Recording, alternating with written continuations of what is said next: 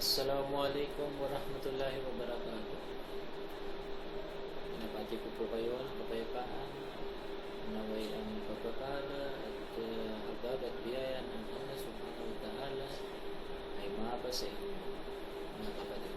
Ako po ay naparito, si Brother Hamid, Accept Islam, upang magpaliwanag po sa isang bagay na ako po ay nagtatalakayan kani-kanina lang sa isang nagngangalang Joy Intuna.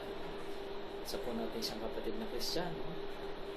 At ayon po sa kanya, sa Efeso chapter 1, verse 7 and 8, si Jesus Cristo daw po ay tinubos po niya tayo sa ating mga kasalanan sa pamamagitan ng kanyang pagkamatay,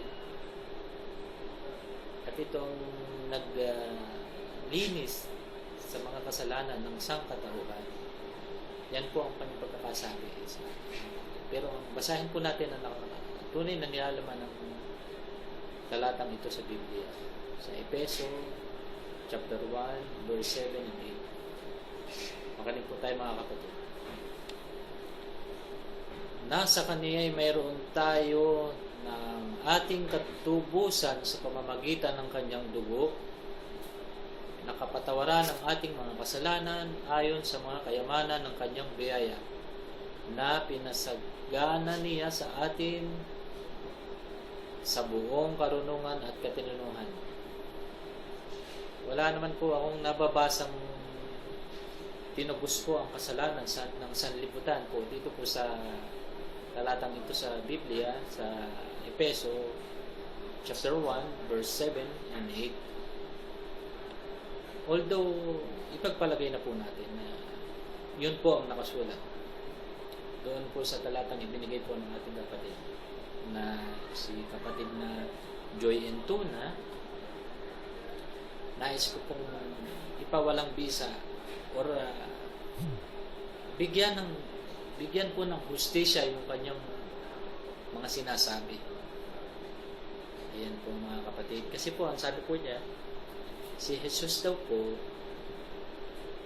ay namatay upang tubusin ang kasalanan po ng lahat ng tao. Tubusin ang kasalanan po ng lahat ng tao. So kung si Jesus Cristo po ay namatay upang tubusin po ang mga kasalanan ng lahat ng tao,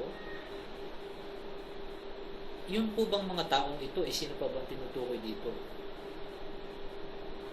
Kasi po kung si Jesus po ay namatay upang tubusin niya po ang mga tao, so ang mga tao po na nabubuhay sa panahon niya dito po sa mundo,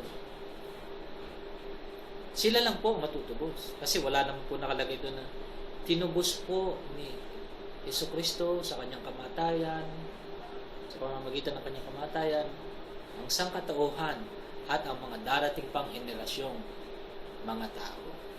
So, ganito po ang logic niya. Kunwari po, tayo po ay nagsangla ng isang bagay sa sanglaan. Sa pawn shop, sabihin na natin yung Luwelyer, si Juan ng Luwelyer. Kasi po, familiar po ako dyan kasi dati po akong Kristiyano na marunong din po ako magsangla. Nagsasangla ako ng bracelet na gold, sing-sing na gold, or ano mang bagay na pwedeng isangla na isangla ko. Sa pangangailangan, kailangan natin kumapit sa patalim, which is pinagbabawal sa Islam. Ito po ay riba, pero wag po tayo lumihis. Tayo po bumalik po dun sa ating pinag-uusapan. Kapag po tayo ay nagsangla ng isang bagay, yan po ba, kunwari po ay ito pong nakasanglang bagay na ito ay tinubos natin ngayon, yun po bang darating na mga isasangla pa, kasama na po dun sa natubos? Yan po, mga kapatid. Kung tayo po ay may tutubusin isang bagay, kunwari po ay sa pawn shop, kapag po ba tinubos natin yung isang bagay na yan, yun po bang isasangla pa sa magdadaang araw ay natubos na din po? Yan po, mga kapatid. Kung sinasabi pong ang Panginoon ay nagpadala ng kanyang anak upang tubusin po ang tao sa kasalanan, paano na po yung ngayon lang isisilang at yung mga isisilang po bukas, isisilang po sa kabilang bukas, paano na po sila? Yan po mga kapatid, napakalino po. Kaya po, imposibleng tinubos po ni Jesucristo ang sangkatauhan. Dahil po kung ganyan po ang labanan, dapat doon po na siya pinadala sa last day para doon niya po tutubusin. Diba mga kapatid?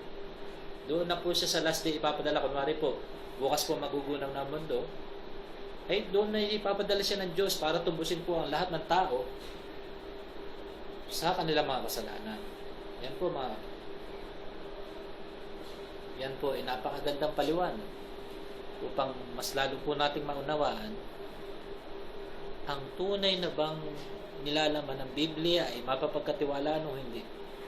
Kasi po, ako po bilang isang Kristiyano, dating Kristiyano, na nagbalik Islam, wala po akong nakikita kredibilidad sa librong Biblia. Meron po akong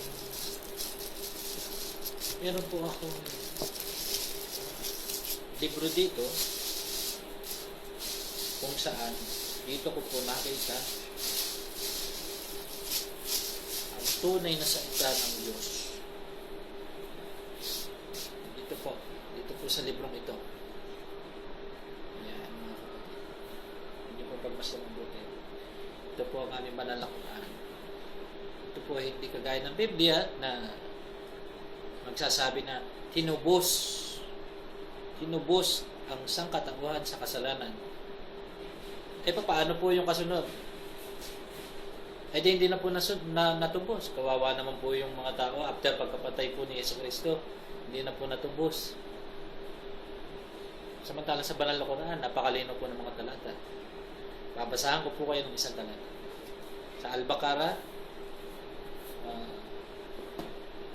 chapter 2, verse 6.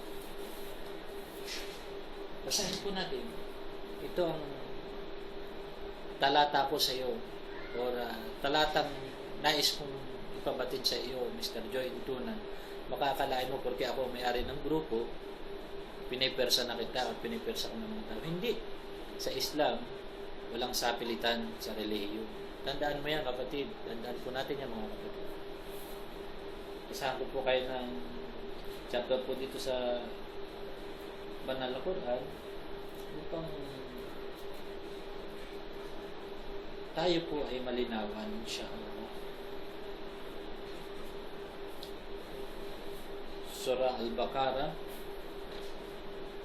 chapter 2 verse 6 verse 6.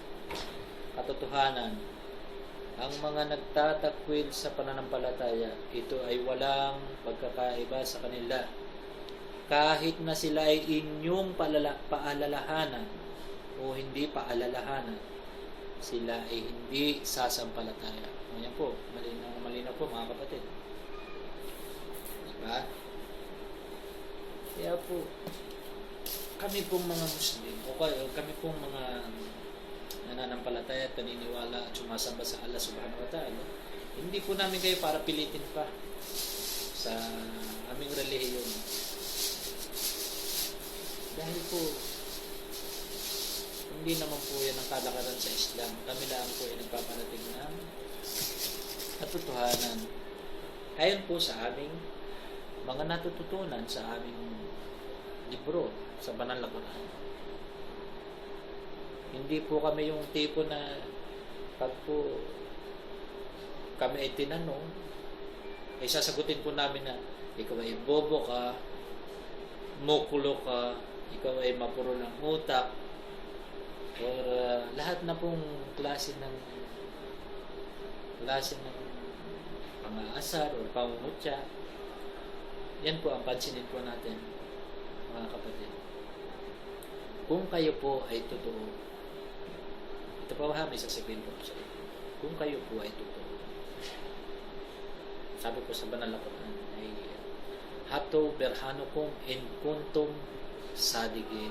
Yan. Kung kayo po ay nagsasabi ng katotohanan, maglahad po kayo ng inyong katibayan. Yan po mga kapatid. At wag pong asaran. Yan lamang. Yan lang po ang munti kong mensahe sa inyo. Naway na unawaan po ninyo. Nais ko po may parating sa inyo. Ako po ay muling bumabati sa inyo.